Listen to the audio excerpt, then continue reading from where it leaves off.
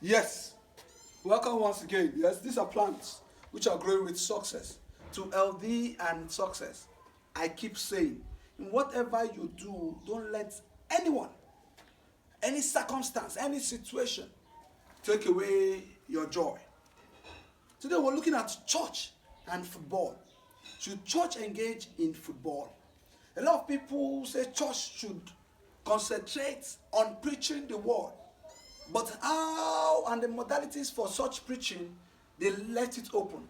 And church has gone into different things. Evangelism, building schools, missionaries, building hospitals. But should church engage in football? Let's take down history and memory lane in England.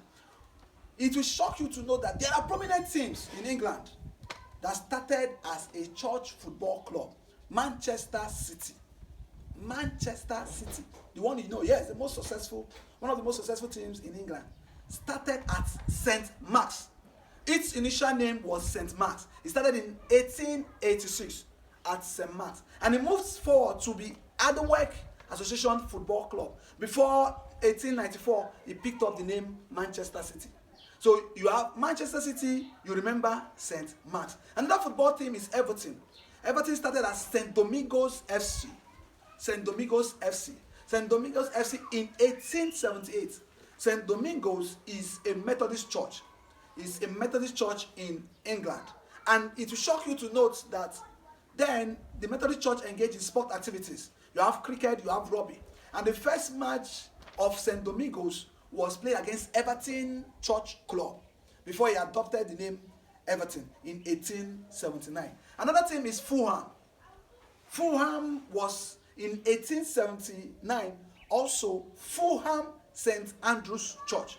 Fulham St. Andrew's Sunday School FC. So Fulham, it was started as a Sunday School FC. You say yes, Sunday School that you know. And that of the Church of England. So when you remember Man City, you remember St. Mark's.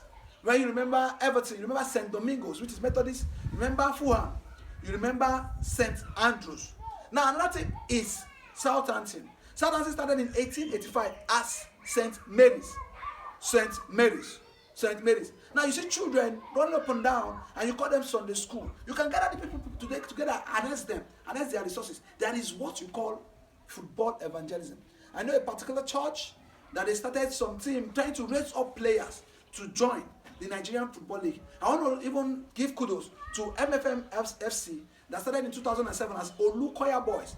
And they joined the Nigerian Premier League in 2015. They are the only team sponsored by a church in Nigeria or a Pentecostal church in Nigeria that have joined the Nigerian Premier League. You have other teams, you have other churches. You can start football evangelism.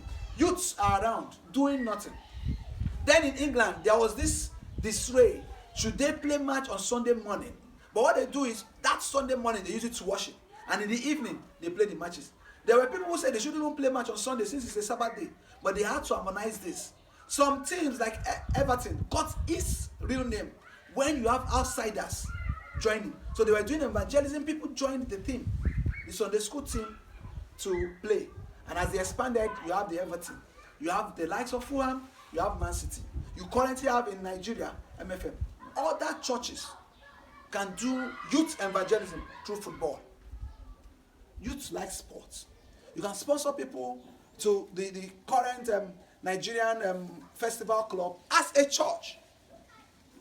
Like, subscribe, comment. Do you think the church should even engage in sports, or they should concentrate in just preaching the word? Or is it possible to preach the word using other mediums? Thank you.